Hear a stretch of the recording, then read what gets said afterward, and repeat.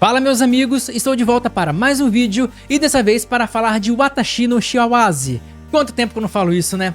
Mas nesse vídeo eu vou falar um pouquinho dessa segunda temporada, contar o enredo principal do que aconteceu nesses 3 primeiros episódios. Então até o momento só tem 3 episódios lançados de Watashi, certo?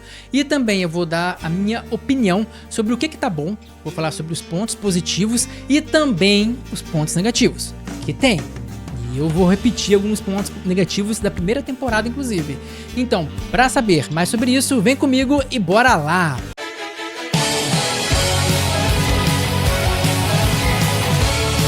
E meus amigos, eu vou começar fazendo um resumo do que aconteceu de mais importante nesses 3 episódios, beleza? E o primeiro episódio começa com a Miu tendo o que parece outros sonhos estranhos. E logo em seguida já mostra ela, o Kudo e o estrume do Arata juntos lá, e ela conta dos sonhos, o que é meio estranho, né? Porque o Arata fala, olha, não tem nada de paranormal nesses sonhos, porque se tivesse o Kudo já saberia, né? E eu também saberia. Então fica por isso mesmo. Mas logo depois, a Miu saiu com a família do Kudo lá, no caso a irmã dele, né? E com ele também, e foram fazer umas compras.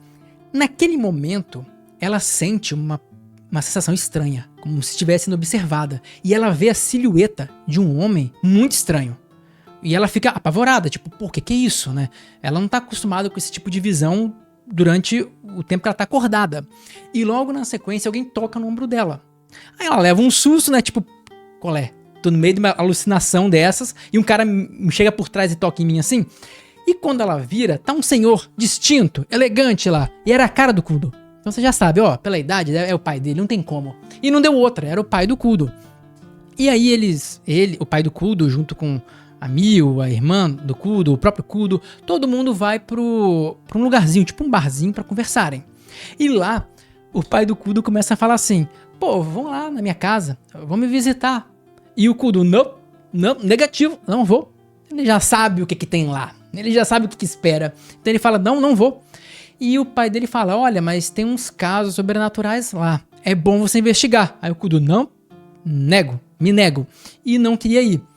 Só que de repente, no meio da conversa, chega um daqueles, tipo uns origamizinhos que os caras usam pra se comunicar. Chega um origamizinho daquele, ele abre e tem uma missão do imperador, falando, olha, você tem que ir lá. Ele fala, ô pai, qual é? Você era do exército, você sabia disso, né? Você tá manipulando as coisas aí. Mas ele não tem o que fazer. Ele fala, bom, então vamos e Miu, vem junto comigo. Ela até fica feliz, não deveria, mas fica feliz e resolve ir também. E depois já mostra o Kudo e a Miu no trem indo para casa dos pais. E também o Kudo lembra de que ele falou sobre essa missão antes de partir com alguns militares. E eles estavam questionando algumas coisas, como por exemplo, como que os humanos conseguem ver esses demônios, visto que eles são seres sobrenaturais e teoricamente eles não deveriam conseguir ver. Outra coisa que é estranho é que demônios com características muito similares estavam aparecendo em lugares mais ou menos distantes e sendo vistos por várias pessoas, o que torna estranho você pensar que seja só um. Então a investigação começou a ficar séria, e por isso que o Kudo foi mandado, beleza?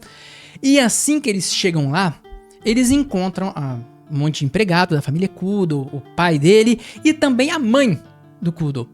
E a mãe do Kudo começa, assim, tipo, a ter um comportamento muito tosco. Começa a basicamente humilhar a Miu, falar aquele monte de coisa, que ela é feia, que ela é desqualificada. Começou a falar uma porrada de coisa pra ela. E assim, eu contei, cara, foram praticamente 2 minutos do anime, 10% do anime de humilhação, velho.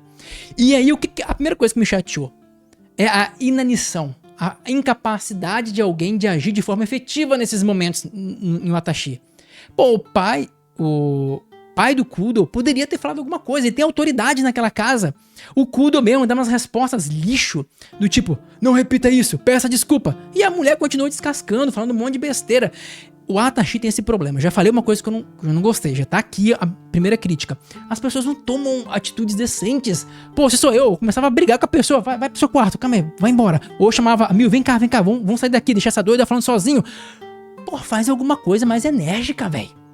Aí ela falou, humilhou pra caramba. Aí depois de quase 2 minutos de humilhação, o Kudo pega a Miu e vai embora. Aí ele fala você fala isso de novo, eu te mato. Agora, velho? Fala antes, bicho. Sabe? Aí, enfim, eles foram e a mulher conseguiu humilhar a Mil de novo pra caramba. E logo em seguida o anime corta e mostra o nosso querido Strume, não mentira, tem nada de querido, o Aratá falando com o príncipe. E o príncipe lá começa a falar assim, olha, eu vou te mandar pra uma missão. E essa missão pode ser a ruína da família Usopp. A família de vocês dependem muito dessa missão. Então é extremamente importante. E você como herdeiro, você tem que resolver essa missão. E aí ele até mostra as visões do príncipe e mostra assim que, tipo, uma galera ensandecida, parecia uma caça às bruxas. Eu interpretei isso como, olha, os Usoppas vão virar alvo de ataque. E aí o Aratá ficou, putz, eu tenho que ir. E aí ele foi. E é assim que acaba o primeiro episódio. E no episódio seguinte já mostra a Mil indo para o quarto da Megera, da mãe do Kudo. E ela foi. E adivinha? Ela foi humilhada de novo, né? Aí ela foi humilhada, aí a mulher falou pra ela botar uma roupa de empregada, porque ela não passa de uma empregada mesmo, fez ela botar a roupa. Aí ela foi, aceitou botar a roupa e ficou lá limpando a casa durante o episódio ali, fazendo as coisas diárias dela. E aí a mulher faz aquela megerice de sempre e fala, aposto que ela tá toda triste, chorando. E não tava. Aí ela vai lá, vê a Mil feliz, humilha ela de novo, tenta dar uma bufetada na cara dela, só que aí finalmente o pai do Kudo resolveu fazer alguma coisa, aí segurou a mão dela e falou, olha, eu não posso ser negligente a esse ponto. Pô, mas pode por todo o resto, velho? Tá, né? Mas tá. Aí foi isso a parte da Mil. A parte legal foi a parte do Kudo, porque o Kudo foi lá pra investigar o que são esses demônios. Logo ele conseguiu informações sobre um possível demônio que apareceu em uma casa, em cima de uma montanha, e ele foi pra lá. Quando ele chega lá, ele já vê tipo um local com um monte de objetos. Parecia um laboratório de alquimia ou um laboratório científico antigo, assim, com um monte de frascos, substâncias, e ele não entende nada. Aí tem uma jaula também, e nessa jaula ele ouve um barulho, ele tira um pano que cobria e tem um rato claramente alterado. Era um rato meio demoníaco, muito bizarro. Não era um rato normal. E ele toma um susto e fala, porra, que merda é essa? O que tá acontecendo? E ele continua olhando o local e ele vê também o símbolo de um grupo. Que o símbolo é basicamente tipo uma xícara, aquelas que eles bebem saquê ou chá, de cabeça para baixo e uma árvore sagrada pegando fogo.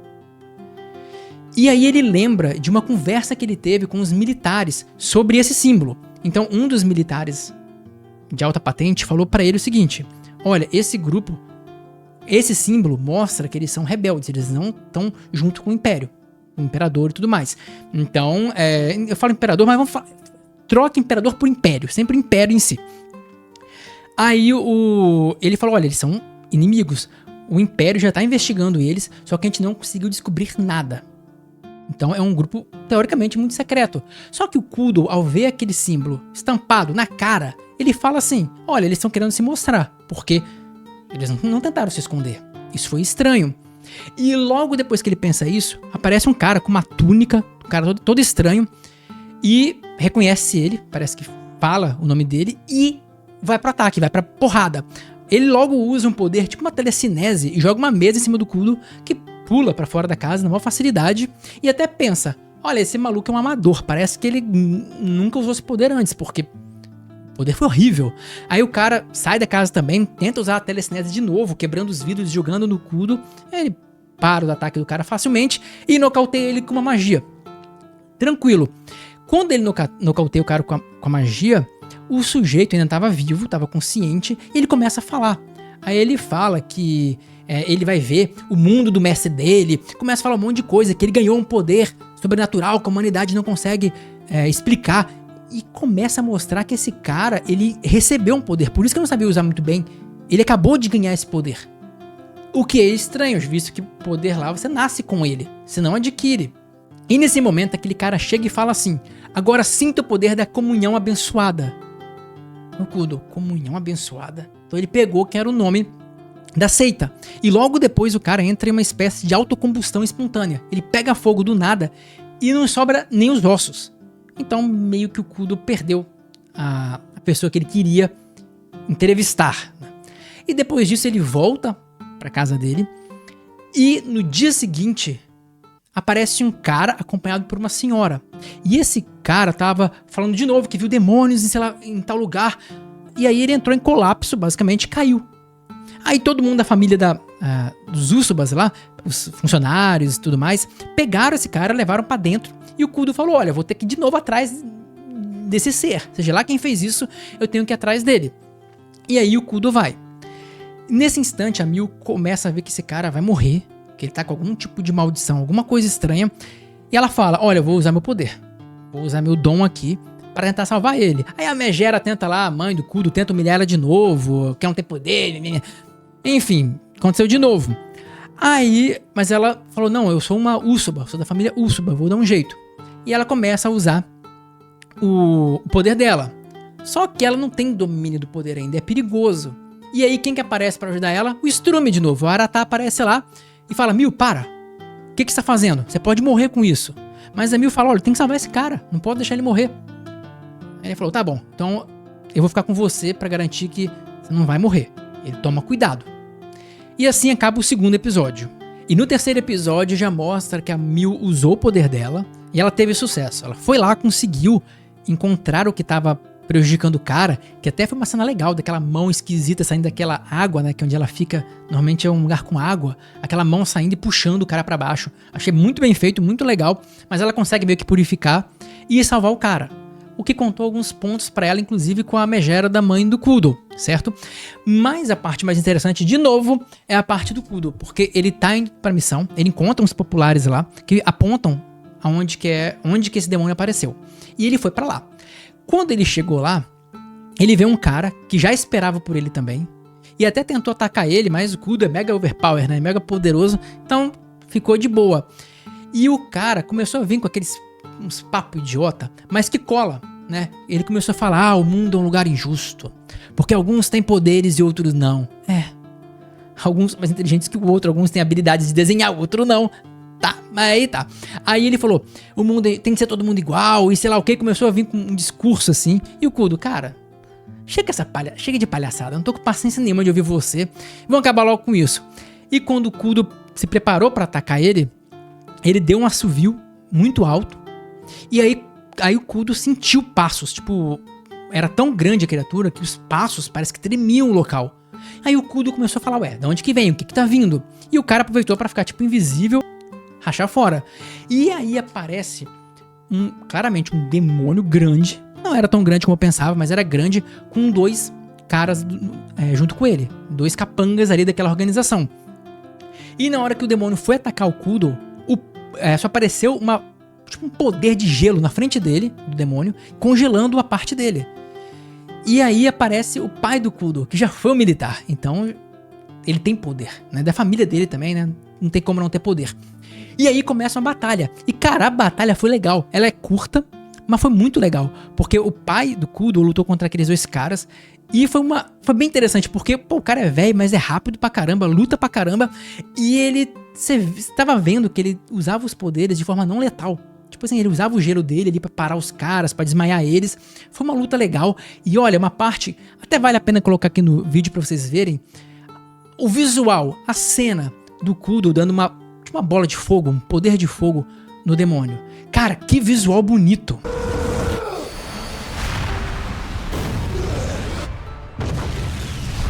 E só um adendo de uma coisa importante que eu esqueci, é que o cara, aquele que ficou invisível, que chamou o demônio, ele falou o nome do mestre dele, que é Naoshi Usui.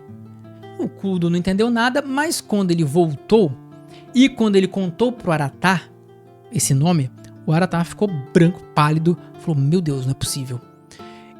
Ninguém entendeu nada, aí ele falou, olha, Naoshi Usui é um Ursuba, é uma ramificação da família Ursuba. Então é por isso que o imperador, o príncipe no caso, estava falando que isso era importante para os Ursubas, porque tudo que ele faz, a culpa vai recair sobre a família. E a família já tem problemas ali, vocês sabem. Então, cara, isso vai ser uma catástrofe pra família, vai ser péssimo.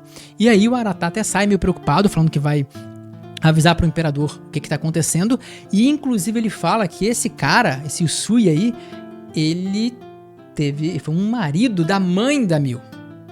Então, assim, tá tudo muito interligado. E antes deles partirem, aparece lá a megera da mãe do Kudo de novo, que fala algumas coisas ali, mas aí meio que valida a Mil, aceita a Mil, dá um lacinho, alguma coisa lá pra ela de presente. Aí a Mil fica toda feliz, o Kudo também meio que, né, consegue se relacionar mais ou menos com a mãe dele, consegue chegar a um acordo, e aí eles vão embora. E quando eles estão chegando de volta, no local onde fica a casa do Kudo e da Mil, todos eles sentem uma presença estranha, algo muito esquisito no local. Sim, você vê que todo mundo fica preocupado, o Kudo fala, Mil, não sai de perto de mim, fica todo mundo em alerta, e aí mostra um homem chegando. E era o homem, aquela silhueta que a Mil estava vendo no primeiro episódio, né? E aí ele chega e fala, olha que bom encontrar aqui o Kudo, um cara tão importante, o descendente, o herdeiro da família Usoba, e você, minha filha, falando pra Mil. Né? E acaba aí. Ou seja, o Usui é esse cara. Né? Então, assim, é isso que aconteceu nos 3 episódios. Eu rushei muita coisa, obviamente, para fazer 3 episódios caberem em um vídeo só. Mas agora eu queria falar do que eu achei de bom e do que eu achei de ruim nessa temporada. E eu vou começar pelos pontos bons. E eu vou dizer que essa temporada, até o momento, tá muito legal. Eu tenho alguns pontos, uns contras ali, mas de forma geral ela tá muito legal. E algumas coisas pra mim se destacaram. Uma coisa legal tá sendo pra mim a evolução do Kudo. E não em questão de combate, mas se você parar pra lembrar dele, de quando ele conheceu a Mil e a dificuldade que ele tinha de se expressar pro Kudo de hoje, cara, você vê uma diferença assim fantástica, uma diferença fantástica.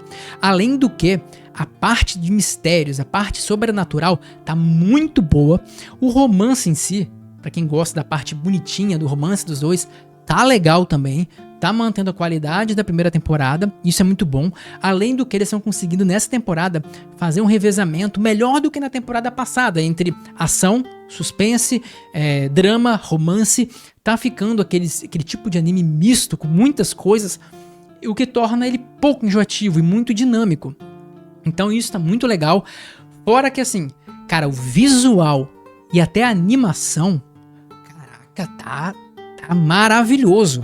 Então, já que a obra inteira é muito boa, a direção tá ok, e tá com um visual tão lindo assim, olha, a temporada tem de tudo pra dar muito certo. E um primeiro ponto que eu já até destaquei nesse vídeo, que eu não gostei muito, é o fato de novo ela passar por humilhações de uma megera. Cara, a primeira metade da temporada foi praticamente só isso, cara. Né? E agora tivemos mais 3 episódios de humilhação assim e repetida. Não teve nada novo, não é nada que a Mil já não tenha passado. Ela fazer uma faxina ali na casa não é nada de novo, sabe? Ficou repetitivo. Eu não acho que aquilo deveria ser daquele jeito, ou se fosse pra fazer ela passar de novo por essa situação, pô, tinha que ser mais rápido. Sabe, gastaram muito tempo de tela com uma coisa que, sinceramente, quando eu fui ver pela segunda vez pra gravar o vídeo, pra lembrar das coisas, eu fiquei pulando, porque pô, é uma coisa que você já viu, parece que tá vendo uma reprise. E assim, de novo, ninguém reage, né? Eu falei sobre isso. Alguém tinha que, sei lá, dar uma reação, falar, oh, pô, e a Mil não vai evoluir, não? A Mil tá com uma evolução muito boa, no sentido de coragem dela de fazer certas coisas, a confiança no sentido de, ó, vou usar meu poder pra salvar esse cara, mesmo sozinha. Ela teve uma evolução legal. Só que nesse ponto, ela só conseguiu até hoje falar que não vai largar o marido dela. E isso ela já fez na primeira temporada, com a Kaia e com a mãe dela, com a madraça, no caso, né? Então não teve nada de novo. Parece que da metade da primeira temporada até agora, ela mesma como pessoa, fora da parte das missões ali dela usar o poder dela, ela estagnou. Então eu não achei legal essa megera ali. Eu achei ela repetitiva, eu achei ela meio desnecessária, pra falar a verdade.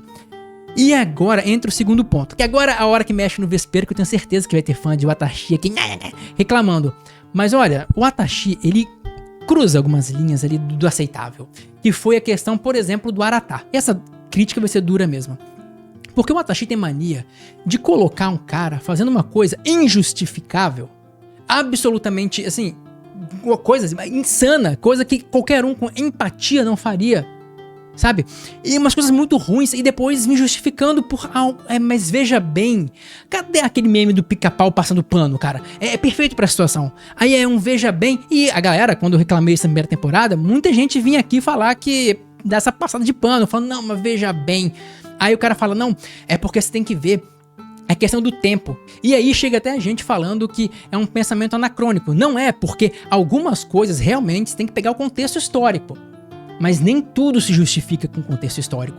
Existem muitos poréns aí. Então assim, o Watashi, ele é mestre em fazer as pessoas fazerem uma maldade bizarra, agirem de forma tosca ao extremo e depois relativizar. Isso sabe o que me parece? Eu vou fazer um exagero, tá, gente? Não compare também. Mas é tipo assim, chegar um cara, olha, ele bate, o marido bate na mulher, semana sim, semana também. Mas ele é um bom marido, porque ele leva a comida pra casa. Porra, não interessa o que ele faz, ele bate em alguém. Não interessa o resto que ele fez. Ele não é uma boa pessoa, não tem como passar pano. Entende? Ou é a mesma coisa assim, tipo, não, a mãe mantém a criança presa, presa, um grilhão no quarto dela, não deixa ela sair, mas ela alimenta. Olha que mãe maravilhosa, né?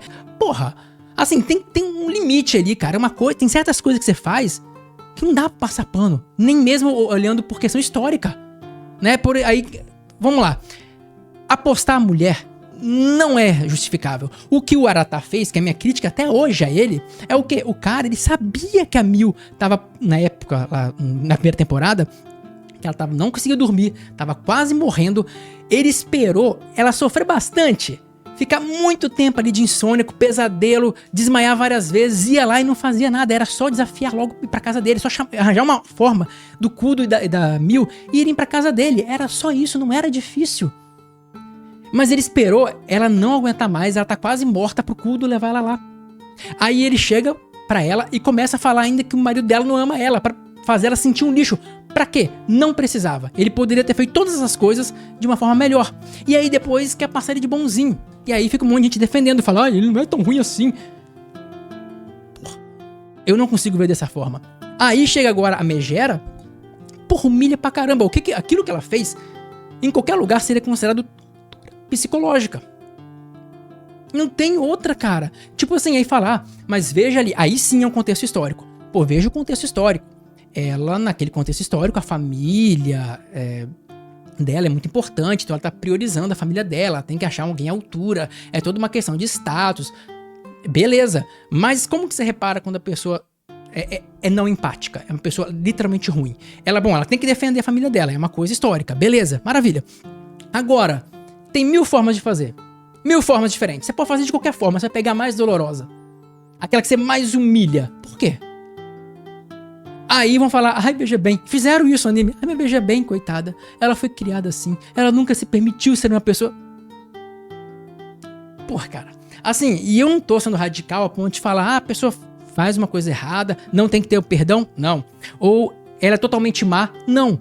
Mas, porra, passar pano pra isso, e o que parece que o anime tenta fazer é falar assim, olha, ela é super do bem, a pessoa maravilhosa, só teve um probleminha ali, e não é um probleminha, sabe, é um baita de um problema, é uma baita de uma canalice.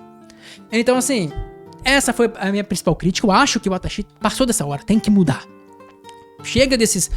os dramas da Mil vão ter que continuar, mesmo porque ela tem que superar inúmeros traumas, inúmeros.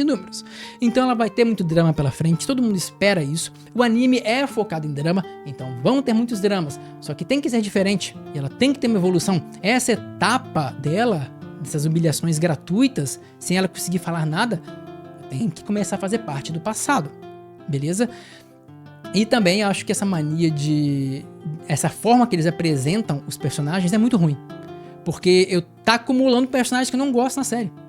Porque todos eles fazem coisas muito toscas. E assim, de novo, coisas que não se justificam pelo contexto histórico deles, porque nem os pares dele, nem as pessoas ao redor dele agem dessa forma. Então é complicado. Concorda? Mas então, dito essa minha pequena revolta, porque eu fico meio revoltado mesmo, porque é um anime que eu gosto muito, muito mesmo, é um dos meus favoritos da temporada, mas, pô, essas coisas me pegam. Não sei o que vocês acham, mas essa é a minha opinião. Eu não sei o que vocês acharam do vídeo. Se gostaram, deixa um like aqui para incentivar a gente a fazer mais vídeos de Watashi no Shiowase. Deixa um comentário também porque ajuda muito. E é isso, eu vejo vocês no próximo vídeo.